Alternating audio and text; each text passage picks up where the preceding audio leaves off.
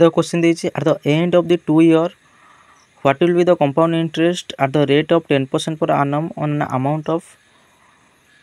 6900 ठीक अच्छे से कही कि 6900 अमाउंट उपरे जदि 10% रिगार्डिंग आमर 2 वर्ष आम कंपाउंड इंटरेस्ट बसे तेज तार कंपाउंड इंटरेस्ट केते हम 2 वर्ष पर ठीक अच्छे तो क्वेश्चन सॉल्व करिया आर सर्ट टिक हो एटा केते आमर अमाउंट उपर लागो ना 6900 उपर अमाउंट लागो ठीक अच्छे